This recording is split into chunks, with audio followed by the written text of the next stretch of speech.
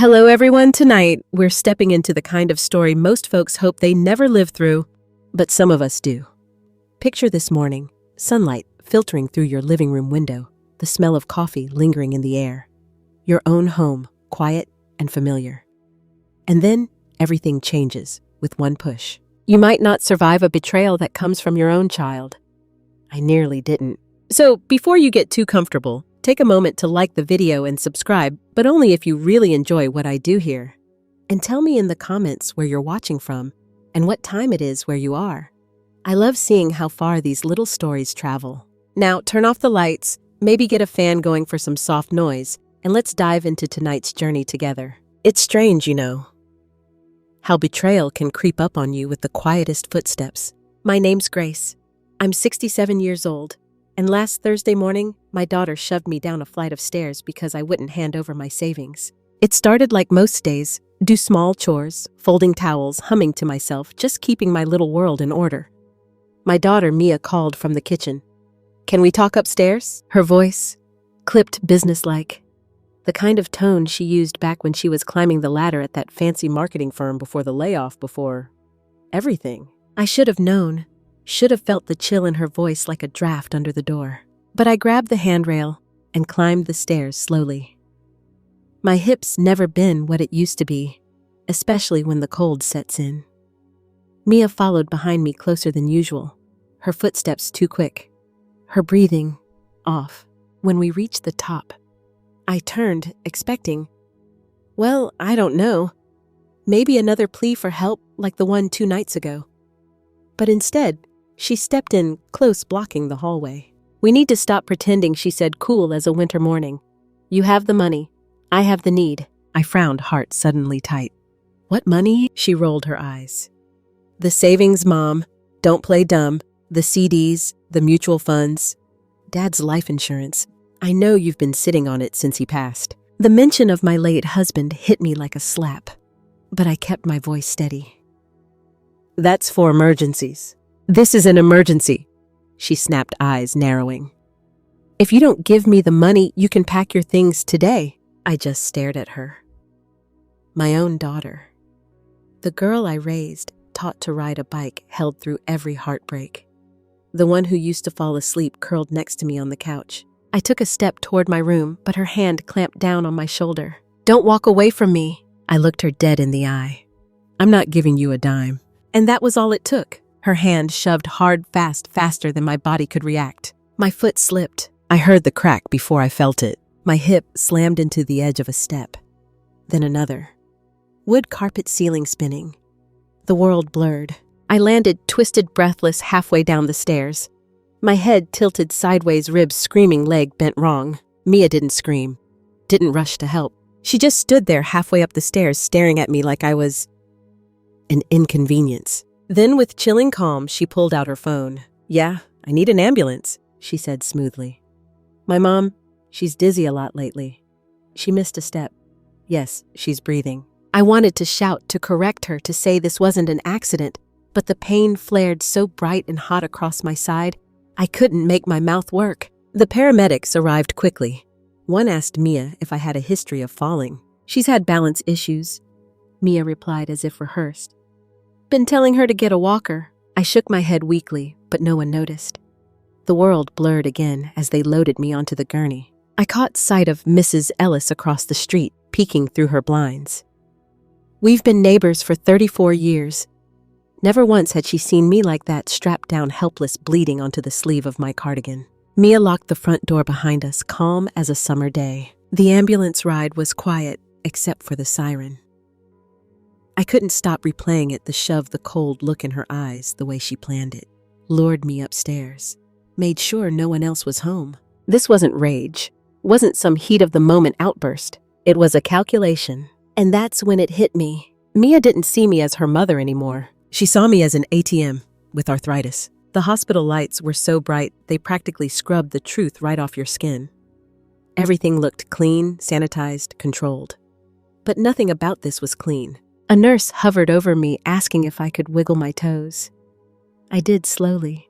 The pain in my hip pulsed sharp and deep, spreading down to my thigh like a warning signal. Every breath was a reminder of how hard I hit the steps. You're lucky the doctor told me flipping through charts. Nothing's broken. Deep contusion, bruised ribs, but no fractures. Lucky? I didn't feel lucky. Across the room, Mia sat in a plastic chair, scrolling through her phone like she was waiting for her lunch order. No concern, no guilt, just that familiar mild impatience. She looked up every few minutes, caught my gaze, and went right back to her screen. A nurse came over, soft-spoken. Do you want me to call anyone? I opened my mouth, but Mia's voice cut in smooth as silk. We're fine. It was just a scare. She gets these dizzy spells sometimes. I tried to catch the nurse's eyes, tried to will her to see through it, but she just nodded politely and walked away. Mia looked up, her expression flat. You're probably staying overnight. Maybe 2. I'll bring your insurance card later. It's in your wallet, right? A chill ran down my spine. My purse. Where is it? I asked, sitting up straighter despite the ache in my side. She blinked, then smiled, that patient smile I'd seen 1,000 times when she wanted something. Don't worry, I grabbed it. It's in the car. I didn't believe her. My purse had been on the entryway table when I fell. She hadn't come down the stairs until the paramedics did. I wanted to press her, but she stood up before I could say another word. I'll swing back later. Rest up, okay? She leaned down, kissed my forehead like a stranger, then walked out. No backward glance. The room felt colder without her. Later that night, the pain meds softened everything around me, but not enough to dull my instincts. I asked the evening nurse if I could use the hospital phone. My cell's dead, I explained, though I already suspected that wasn't the full story. She wheeled the phone over. I dialed my friend Laura's number. Voicemail. Again? Same. Then I remembered Laura changed her number after her son moved to Boston. She texted me the new one. On my phone. The phone Mia claimed was dead. A quiet, creeping frustration bubbled up. I should have written the number down. But Mia insisted digital's easier. I'll keep it all organized for you, Mom. The next morning, the nurse brought breakfast and a stack of forms, insurance consent discharge prep. The words swam on the page. My head throbbed. My ribs ached, and I felt small. Like I was floating just outside my own life, watching it slip through my fingers. Then I noticed the charge sheet, room costs, medications, and one line that didn't make sense, private ambulance dispatch 422. Wait, I pointed at the form. That's not right. I came in with county EMS. The nurse frowned, scanning her notes. It says your daughter arranged the dispatch. Must be a clerical mix-up. I shook my head. No, this isn't a mistake. This wasn't just about pressure. Mia wasn't just angry or desperate. She was strategic, and I was the target. By noon, she still hadn't returned. No wallet, no phone, no visit, nothing. And in that silence, the truth settled in. This wasn't a moment of anger. It was a blueprint. A plan she'd been laying brick by brick behind my back. If I didn't figure out how to stop her, I'd lose more than my savings. I'd lose everything. It was almost dark when Mia finally walked back into my hospital room. The long shadows stretched across the tile floor, and the overhead lights had already been dimmed for evening rounds. I'd been stewing all day, playing every conversation, every overlooked moment over and over in my head, like some bitter film reel. Mia walked in holding a plastic grocery bag, her expression fixed in that fake, polite smile. Brought you some things, she said casually, setting the bag on the side table. Inside, a toothbrush, a cardigan, and an open bag of trail mix I hadn't bought in months. The little details she figured would distract me. You have my purse? I asked, watching her carefully. She paused just for a beat, then shrugged, too casual. Oh, it's at the house. Figured you didn't need it right now. I said nothing. But the knot in my stomach tightened. She sat down, crossing her legs, one foot swinging like we were chatting at a coffee shop. Not in a hospital room where I lay bruised and stitched together from a fall she caused. So, listen, she started, voice lilting upward like we were just having a mother-daughter chat. We need to get serious about the money. There it was, the real reason she was here. I know you're mad at me, but the startup's falling through. We've got one shot to pivot. I blinked. Startup? Her eyes widened, feigning surprise, like I was being slow. My wellness app, Mom. You know, the one I've been working on with Zach and Liv. We already invested 10 grand. If we don't get the second phase funded, it all tanks. I shook my head slowly. That was never my investment. She smiled, tight-lipped. Come on, it's not like you can take it with you. You've got no rent, no mortgage, no car payment. What do you need all that money for? For peace of mind, I answered, my voice sharper than I expected. For medical expenses. For not having to explain myself to anyone. Her eyes hardened, the sweetness cracking. If you don't help me now, it's over. I'll lose everything. You won't see Tyler again. I won't have anywhere to live. We're family. This is what families do. No, I said quietly. Families don't shove their mothers down the stairs for money. Her face flushed, a flicker of panic flashing beneath her practiced expression. It was an accident. I didn't flinch. Was it? We stared at each other. The air in the room sharp, brittle, ready to snap. She stood pacing now, her voice rising just enough to sound angry, not enough to draw attention. You're being dramatic. You're lucky I even brought you here. You could have broken your neck. I might have, I said, but not because I slipped. That stopped her, just for a second. Then she exhaled, steadying herself, looking me dead in the eye. Fine, don't give me the money. But you better find somewhere else to go when you're discharged. You're not coming back to the house. She said it like she was evicting a tenant, not her mother. Like the woman who raised her, paid for her school, nursed her through chickenpox and heartbreaks, was nothing more than a temporary guest who'd overstayed her welcome. You're serious? I asked. Dead serious. Her arms crossed. You either help or you leave. I couldn't speak. The words stuck somewhere between my chest and throat. She grabbed her bag and walked out as casually as she walked in. Like it was just another conversation. Like she hadn't just thrown away everything that ever tied us together for the sake of a wellness app and a bank balance. I lay back in the hospital bed, the ache of my side, nothing compared to the weight in my chest. The only sound was the steady beep of machines and the low hum of voices from the hallway. I felt stripped bare not just of a home, but of the belief that my daughter still loved me. And yet, under all that ache, something stirred. Not rage, not even sadness. A quiet, stubborn seed of clarity. She wanted me gone. But this time, I'd leave on my terms, and I wouldn't be the one who regretted it. The morning nurse arrived before breakfast, all smiles, holding a clipboard full of discharge papers. Your daughter already signed off on everything, she chirped like it was a thoughtful gesture. She said she had to run some errands, but wanted to be sure everything was in place. I nodded, but inside I felt ice creeping down my spine. Mia hadn't even waited to see if I could stand, let alone walk.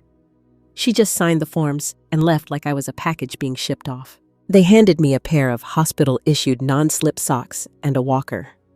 I eased out of bed, my hips stiff and bruised every step, sending a tight pulse down my leg. Shuffling toward the mirror in the bathroom, I caught my reflection, and for a moment, I barely recognized myself. Pale, drawn, exhausted, but not broken. Not yet. Back in my room, a volunteer handed me a plastic bag marked "Patient Belongings." Inside was my phone, dead no charger, and my cardigan still faintly stained from the fall. I powered up the phone and waited, my stomach churning as the screen flickered to life. My recent call log wiped clean. My contacts were untouched, but every recent call, every outgoing number gone. The knot in my stomach twisted tighter. Scrolling through my messages, I found nothing new from Mia, just a couple automated pharmacy reminders. But then I remembered Laura's number, buried somewhere in an old email thread. I pulled it up, dialed manually. 2 rings. Grace Laura's voice, calm, steady, familiar, like a lighthouse cutting through fog. It's me, I whispered, clutching the phone with both hands, trying to keep my voice steady. I need help. She didn't hesitate. Give me 20 minutes. 10 minutes later, there she was, my oldest friend. Laura in a sharp navy blazer, gray hair, pinned back lipstick, perfect, like she'd just stepped out of court. She carried a manila folder and her well-worn leather briefcase. What happened? She asked, sitting beside me, voice low and focused. I didn't answer right away. Instead, I handed her my phone, then pointed to the discharge packet, the billing sheet with that ambulance fee signed authorization line beneath Mia's name. Laura's eyes scanned the documents, flipping through pages, fast fingers, practiced and precise. She nodded once. Okay then, let's not waste time. I've trusted Laura since we were 20-somethings, both military wives stationed in the same dusty town in Arizona. She went to law school. I raised Mia. Life took us different directions, but we always stayed in touch. When my husband passed, Laura handled the will, the insurance, everything. Mia hated how involved she was, but I always thought it was grief. Now, I wasn't so sure. "I have a place for you," Laura said, pulling another sheet from her folder. "It's a co-op. Seniors only. Quiet. Secure. You'll like it." "What about my things?" I asked weakly. "We'll get them later. Right now we get you safe, and we start a paper trail." We didn't wait. Laura signed me out under the hospital's alternate release protocol. She wheeled me through the side entrance, bypassing the main lobby entirely. Her car, a silver Lexus, sat waiting at the curb. Leather seats, warm, soft jazz, playing low. In the glove compartment, a folder labeled Contingency GL, my initials. She'd been preparing this long before I called. As we pulled away from the hospital, I watched the building fade in the rearview mirror. My ribs ached. My hip throbbed. But underneath all that, something stirred. Not hope, not yet, but something close. Laura drove in silence for a while, letting me breathe. Then gently she said, "You're not the first. I've seen daughters do worse. But you're not going to be the one who disappears in this story." I stared out the window, past strip malls and traffic lights, toward the quieter edge of town. "No," I whispered. "I'm not." I wasn't going to disappear from Mia's story. I was going to disappear, so I could finally rewrite my own. Laura's car rolled to a stop in front of a simple single-story building tucked behind a row of old maple trees. A small wooden sign read Cedar Pines Cooperative Living. No gold lettering, no fancy security gates, but neat hedges lined the walkway, and a bench sat under a blooming jacaranda tree. It didn't look like much, but after the past week, it looked like safety. Inside, the common area smelled faintly of lemon oil and bread, warm lived in. Not like the sterile chill of the hospital, or the quiet tension of my old house. Laura helped me up the ramp and into Unit 4B, a small efficiency with a kitchenette, a twin bed neatly made, and a window that overlooked the shared courtyard where two older women were laughing over a gardening magazine. "I've covered the deposit," Laura said, setting her briefcase on the table. "You'll pay me back once we sort your accounts." I didn't argue. Couldn't. My throat felt tight, not from the fall, but from everything. Being here, it felt like I'd stepped into a space where I didn't have to defend my existence. Laura sat at the tiny kitchen table, flipping open her briefcase. "We need to talk about your assets," she said, pulling out a stack of forms. That word assets used to mean my retirement accounts. The CDs my late husband Ben and I built together. Our little nest egg. Now it made my stomach turn. Mia had reduced me to little more than an account number and a house deed. I pulled out a small notebook I'd been quietly filling during my hospital stay. Scribbled notes about strange bank charges mail that never arrived, the name of the bank rep who called me once about a transaction I didn't recognize. Laura flipped through the pages, nodding. "This is good," she said. "More than most folks have when they come to me." She pulled another file from her briefcase: bank statements, credit reports, legal documents. "You were added as a secondary on 2 new accounts," she explained, sliding the papers toward me. "Both opened in the last 6 months, both linked to a company called Elmstone Wellness Group. Ring any bells?" I shook my head. "That's where your missing money's going," Laura said flatly. "It's a shell company, probably something Mia set up with a friend." I swallowed hard, my bruised ribs tightening with the motion. The fall wasn't the worst of it. This quiet, meticulous theft was worse. Not the masked burglar type of theft. The signature-forged, email-redirected, password-changed kind. The kind that doesn't get noticed until it's too late. "We're going to move fast," Laura said, pulling out a new stack of forms. "I'll contact the Financial Abuse Division. You'll sign over temporary legal control to me while we secure your estate." "I don't want her near it," I said, my voice sharper than I expected. "Not a penny. Not the house. Nothing." "She won't be," Laura replied, flipping the first page toward me. "Not once we set up a living trust and freeze the accounts." I glanced around the room again. Bare walls, a small radio on the counter, a worn tea kettle beside the sink. It wasn't much, but for the first time in months, I wasn't walking on eggshells. I wasn't bracing for another guilt trip, a slammed door, or a tantrum over grocery money. Laura packed her briefcase and handed me a flip phone. "Only I have this number," she instructed. "Keep it with you. Your old phone. We can't trust it. Too easy for her to track your location." I took the phone without hesitation. Later that evening, I sat by the window with a cup of warm water and watched the sky fade to soft violet. The two women in the courtyard waved. I didn't know their names yet, but I knew this much. I wasn't trapped in Mia's house anymore. I wasn't a line item on her spreadsheet.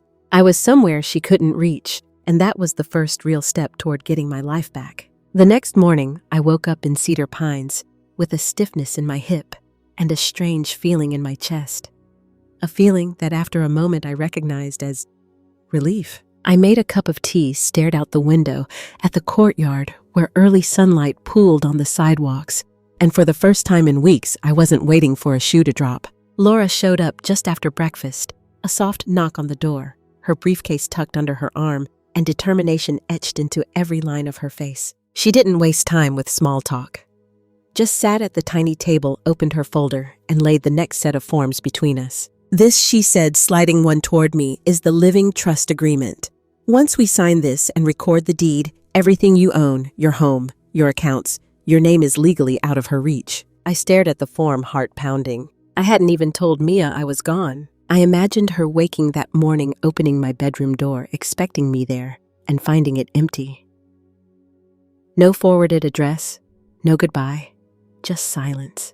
I wondered if she panicked, or if she just shrugged, moved her things into my room, and kept siphoning my life dry. What about the house? I asked quietly. It's still in your name, Laura explained, but she's been using it like it's hers. Utilities mail forwarding furniture purchases with your card, maybe even the address for that fake business account. She tapped the form gently. If we don't move fast, she could leverage it. I picked up the pen. My hand shook, but I signed. Laura slid another form toward me. This freezes your current checking and savings accounts, opens a protected custodial account under your trust. I'll be the temporary secondary until the courts finalize everything. I signed that one too, and another, and another. By the time we finished, my hand ached and my tea was cold. But inside, I felt steadier. Like Laura was laying bricks beneath my feet, building me a foundation one signature at a time. There's more, Laura added, pulling out yet another folder. A forensic accountant's report, bank records, flagged transactions evidence, Elmstone. Wellness is a front, she confirmed. Mia funneled money there through new accounts she opened in your name. Digital signatures, forged paperwork, even email confirmations rerouted to her. My stomach twisted. What happens if they prove it? Fraud. Elder financial exploitation. Identity theft. Laura listed calmly. It's enough for a civil case, and depending how bold she's been, maybe even criminal. Maybe a shaky breath escaped me. I never imagined. I trailed off, eyes falling to the table. Legal action. Against my own child. Laura's voice softened, but her eyes stayed sharp. You didn't choose this, Grace. You're choosing to survive it. I stood slowly, walking to the window. The courtyard below glowed with late morning sun.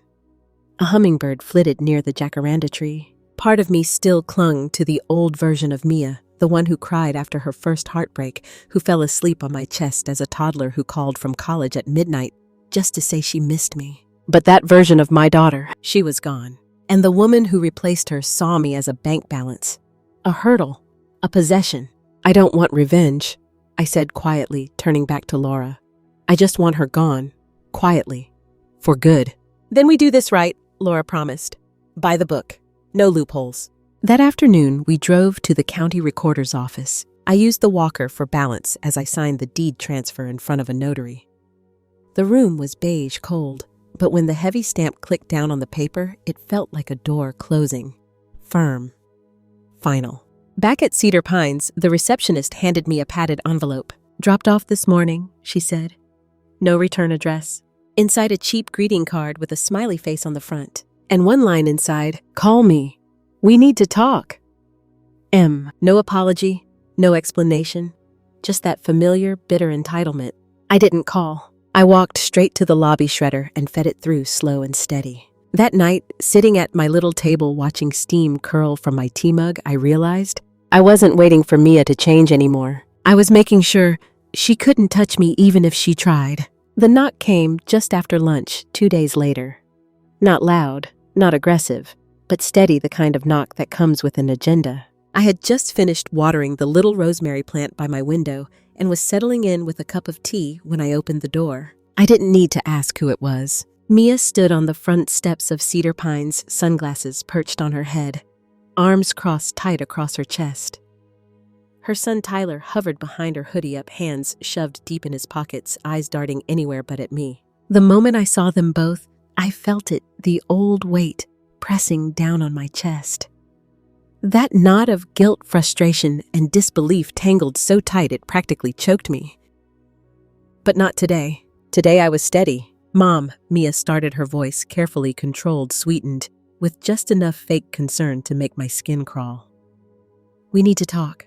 I didn't invite them in. Behind me, the door stayed half shut. I stepped outside, pulling it nearly closed behind me, to make it clear this wasn't a welcome. "How did you find me?" I asked calmly. Mia's eyes darted away for the briefest second, her mouth tightening. I went by the house. You weren't there. The hospital wouldn't tell me anything. Someone had to know where you were. You searched for me like you lost a wallet," I replied softly. "Not like you lost your mother." "Don't be dramatic." Mia snapped, her patience thinning already.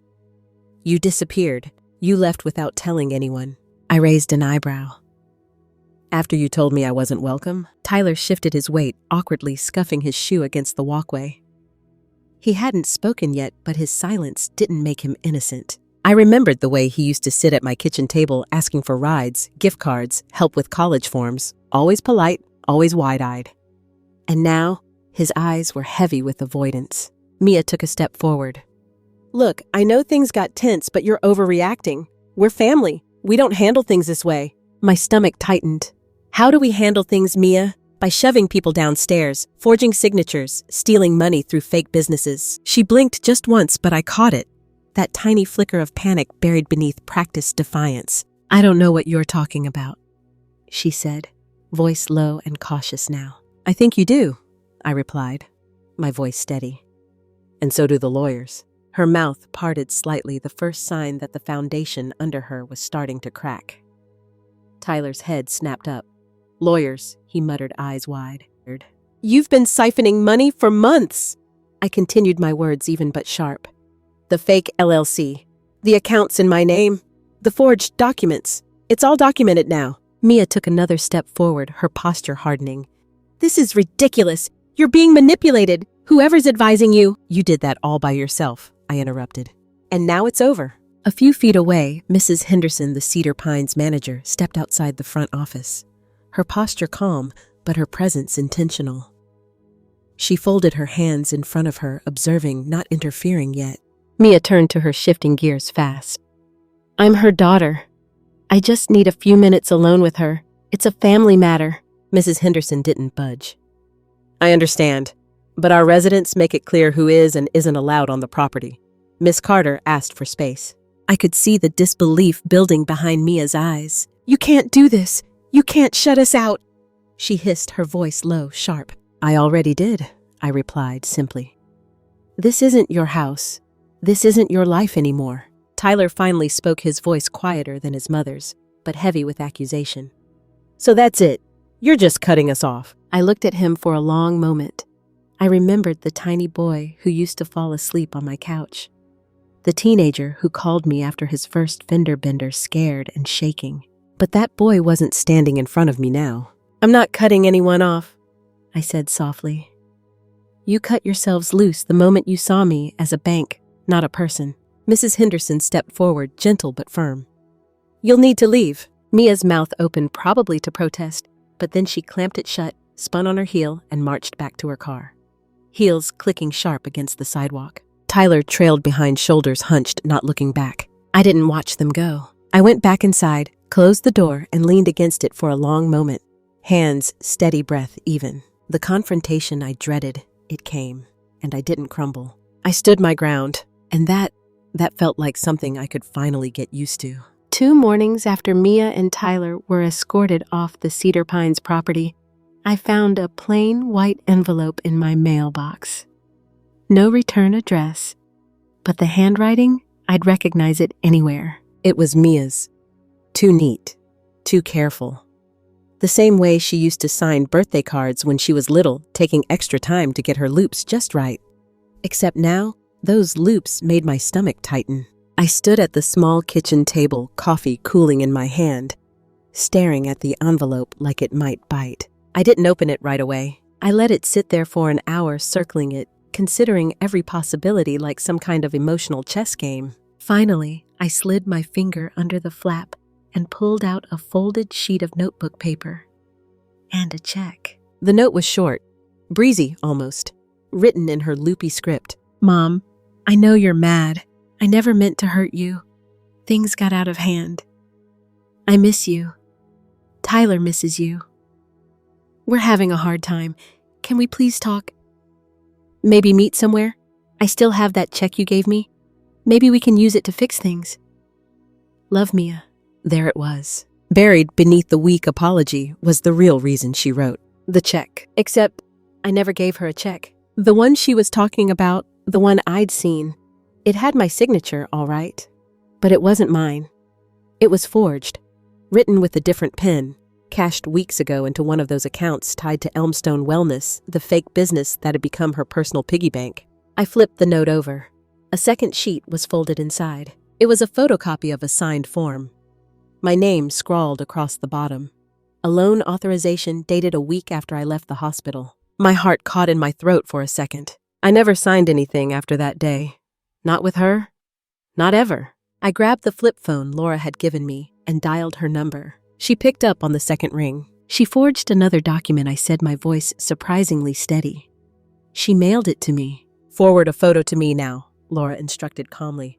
"I'll get it to the forensic specialist. Keep the envelope. We'll get fingerprints." It felt surreal, like I was reporting a crime committed by a stranger. But that's what Mia had become. Not my daughter. Not a misguided kid who made mistakes. A calculated threat wrapped in sweet words and recycled guilt. Later that day, I handed the envelope letter and forged document to the investigator Laura brought onto the case. Young guy, clean cut, moved with the quiet precision of someone who'd seen this before. He didn't treat me like a frail old woman. He treated me like a witness. And I liked that. "You're doing the right thing," he assured me, carefully slipping the letter into a protective sleeve.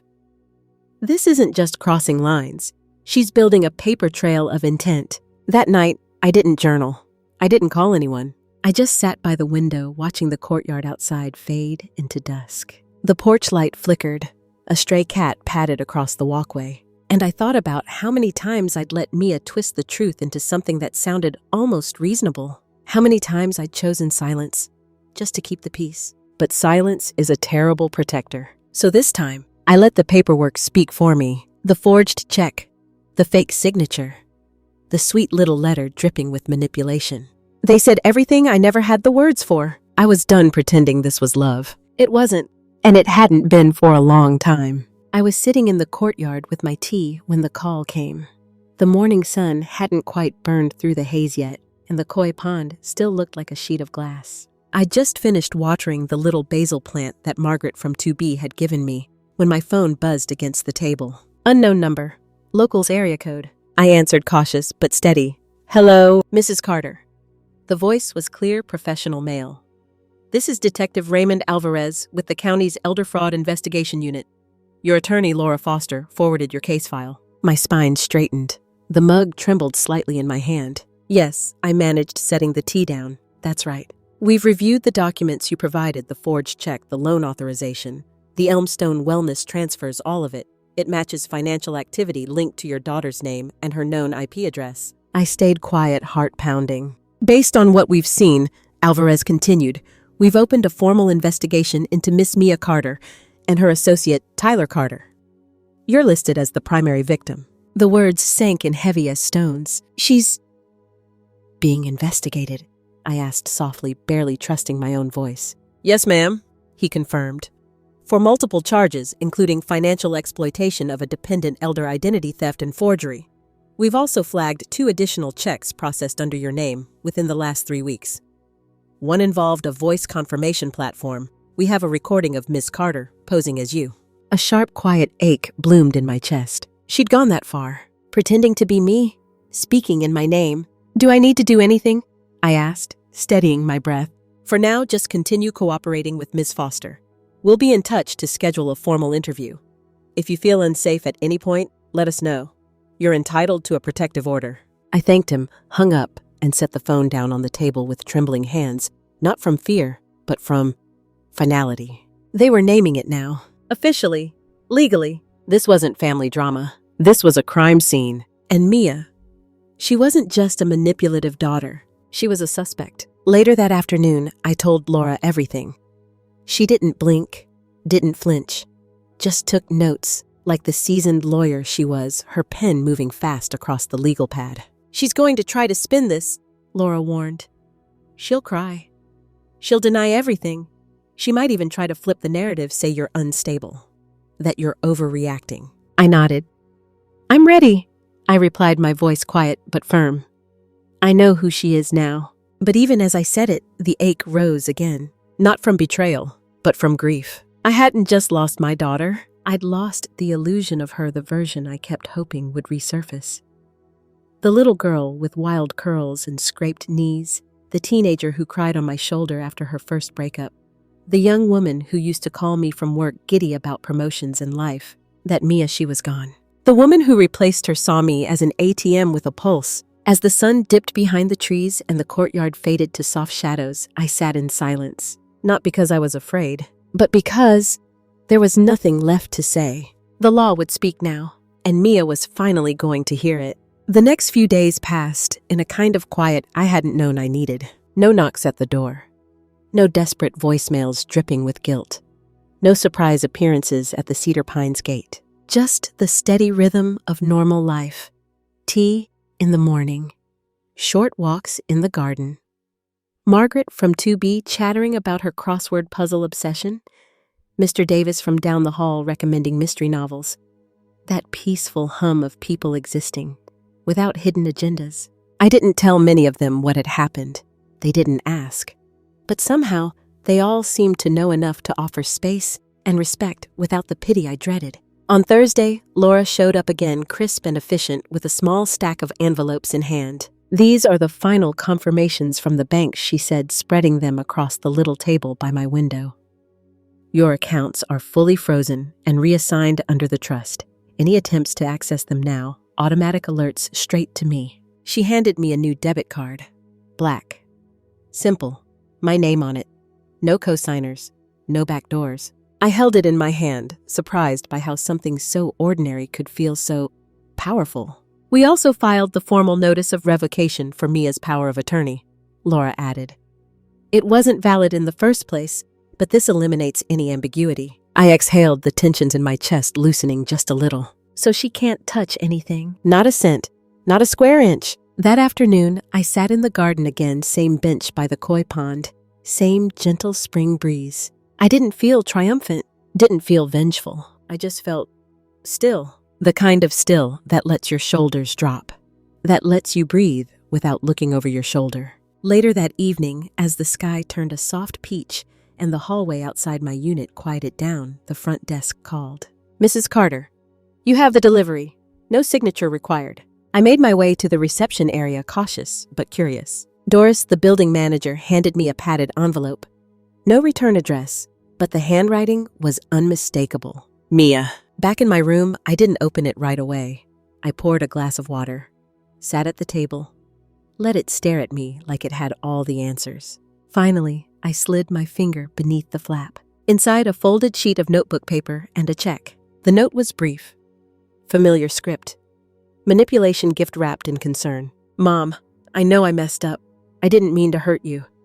I was scared. Please don't ruin my life. Tyler needs me. We're out of options. If you could just send a little something, I swear we'll leave you alone. You don't have to forgive me. Just help me. One last time."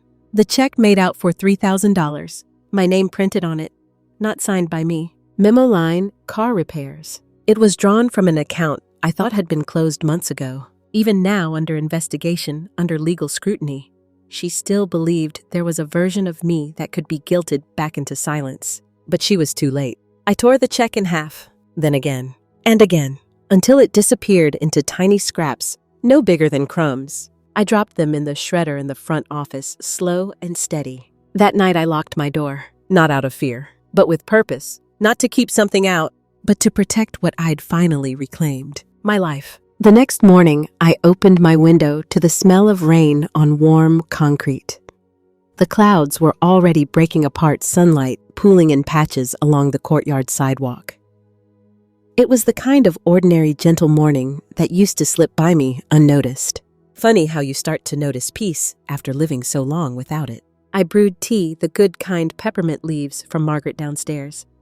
Sat by the window, and for the first time in months, I wasn't bracing for a door slam or a guilt-riddled phone call. There was no Mia demanding explanations. No, Tyler's sulking hands shoved in his hoodie eyes, avoiding mine. It was quiet, and for once, I let it be. But peace, I've learned, doesn't always mean the ache disappears. It just means the ache isn't running your life anymore. I found myself remembering small things that morning, the way Mia used to braid her doll's hair on the living room rug, how Tyler used to beg for pancakes on Sunday mornings, how I used to hold my breath every time the mail arrived, wondering if a new business account would appear in my name. Those good memories, they're still there. But so is the hard truth. Sometimes the people you love most are the ones who strip your worth down to numbers on a bank statement. Around mid-morning, the investigator called again. Detective Alvarez. His voice was calm, professional, like always. "We've made progress," he told me.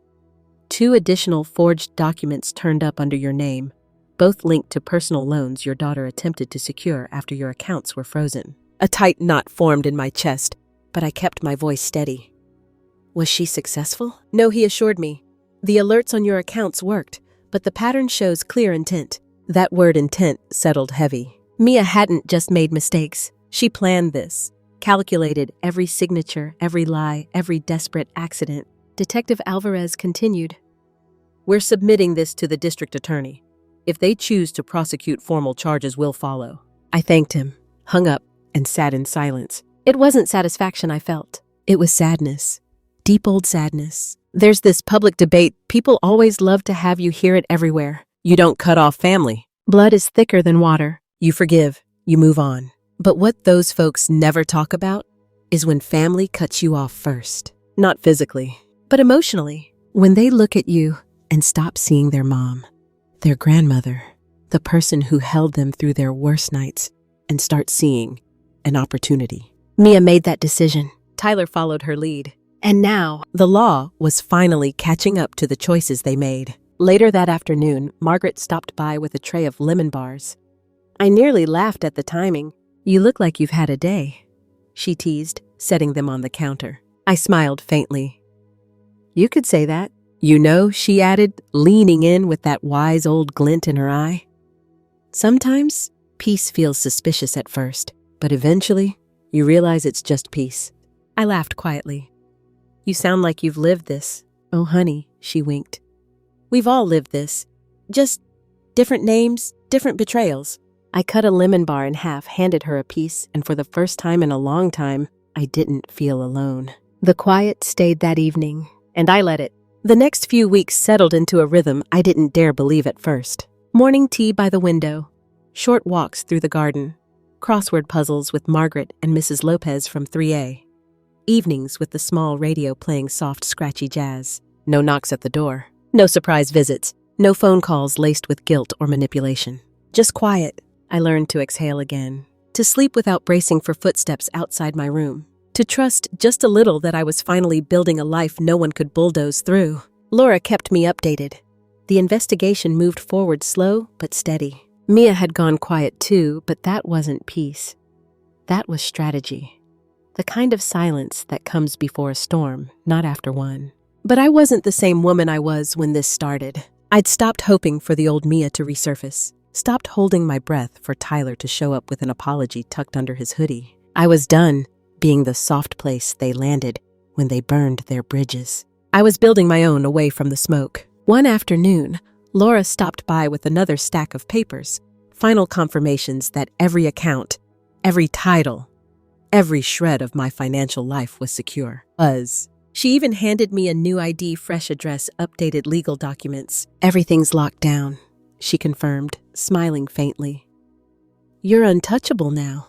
I traced my thumb over the crisp edge of the ID. It was small, but symbolic. A quiet reclaiming of myself. I looked around the apartment, the lemon bars on the counter, the watercolor painting Margaret gifted me, the small rosemary plant thriving in the windowsill. It wasn't much, but it was mine. The law was still circling Mia and Tyler. Investigations take time. Prosecutors weigh evidence.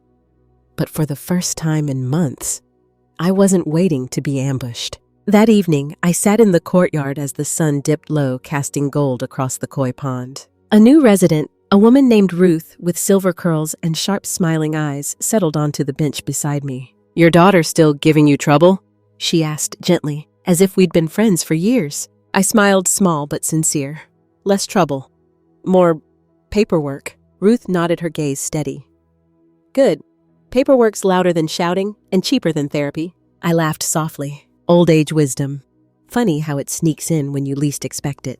A hummingbird hovered by the jacaranda blossoms, darting fast, free unbothered. I watched it and thought, I could get used to this. I could build something steady, safe, unafraid. It was almost noon when the mail arrived the next day. I wasn't expecting anything. Bills go straight to Laura now, and most of the residents get their family birthday cards or little catalogs filled with orthopedic shoes and cookie tins. But there it was. A padded envelope, no return address. The handwriting on the front unmistakable. "Mia." I set it on the table, staring at it like it might hiss or snap if I touched it too fast. Part of me wanted to tear it up on sight. But Laura's words echoed in my head. Everything she sends is evidence now. So I opened it carefully, sliding my finger beneath the flap like I was defusing a bomb. Inside, a folded sheet of notebook paper and another check. The note, short, sweet, strategic. "Mom, I know I messed up, but please don't let this ruin everything." I was scared. I panicked. "Tyler needs me. We're in a tough spot. If you could help us, just this once, I promise we'll leave you alone. You don't even have to forgive me. Just help me. One last time." The check was made out for $3,000, drawn from one of the old accounts I thought we'd already shut down. Memo line, car repairs. My name printed on it, not signed by me. I held the check between my fingers for a long moment, turning it over slowly, watching how the light caught the faint watermark. It was surreal how bold she still was. Even after legal warnings, even with an active investigation breathing down her neck, she still thought there was a version of me, the old version that could be guilted back into silence. But that woman, she got pushed down a staircase. And this version of me, I tore the check in half, then again and again, until it disappeared into confetti-sized pieces scattered across the table. I gathered the scraps, sealed them in a small plastic bag, and walked them down to Doris at the front desk. "More evidence," I explained simply. Doris nodded, unfazed. "We'll add it to the file." That night, I locked my door. Not out of fear, but with purpose. Not to keep Mia out, but to protect what I'd finally reclaimed. My future. The next morning, I woke before sunrise. Not because of worry. Not from fear. Just habit. Old bones don't need alarm clocks after all. The air smelled like rain again, cool and fresh through the open window. I made my tea and sat quietly watching the sky shift from gray to soft pink. For once, the weight in my chest wasn't there. It was replaced by something quieter. A space. Not entirely peace yet, but room for peace to stretch its legs. Just as I finished breakfast, my phone buzzed. "Laura," I answered on the first ring. "They're filing," she said, straight to the point. "The DAA approved the charges this morning." I didn't speak at first, just let the words settle over me like a blanket that wasn't entirely comfortable, but necessary. "Mia," I finally asked, and Tyler Laura confirmed. "Multiple counts, fraud, identity theft, elder exploitation." I exhaled long and steady. What happens now? They'll be served notices, a formal arraignment. It'll go slow like these things always do. But legally, you're protected. Financially, she can't touch you.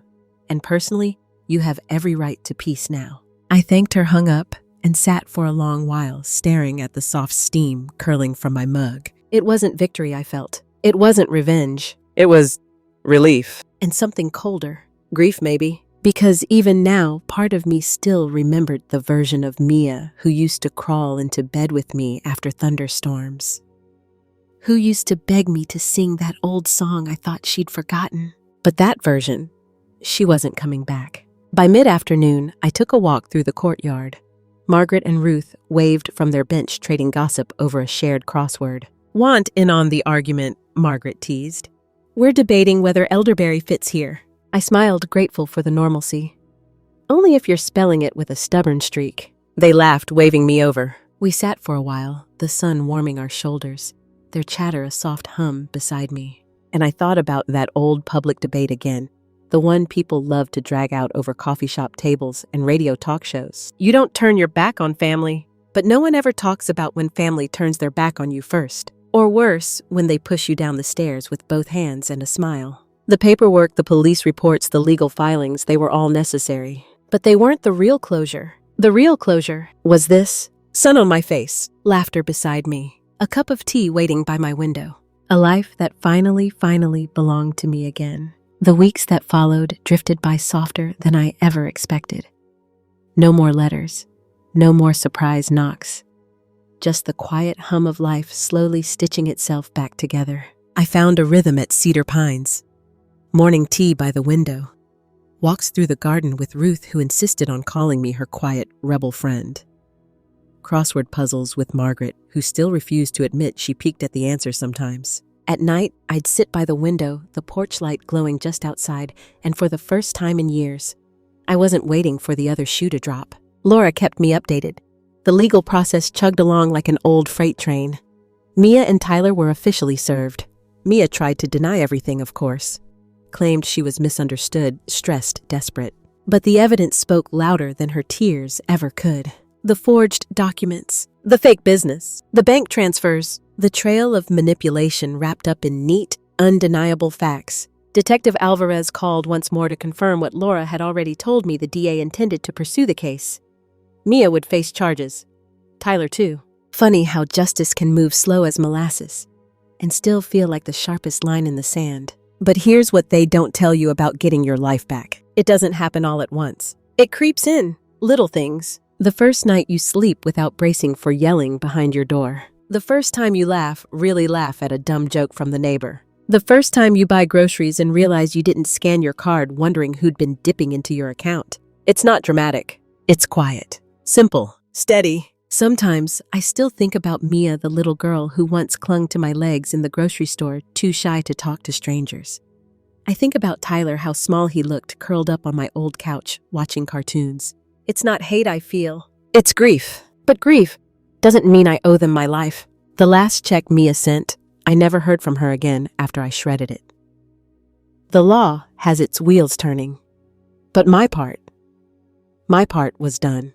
And as I sit here now, tea steaming beside me, the little rosemary plant still green and stubborn by the window, I know one thing for sure. They thought they could take everything, but they underestimated one small, simple truth. You don't get to break someone just because you shared their blood. You don't get to rewrite their story just because you thought you owned the pen.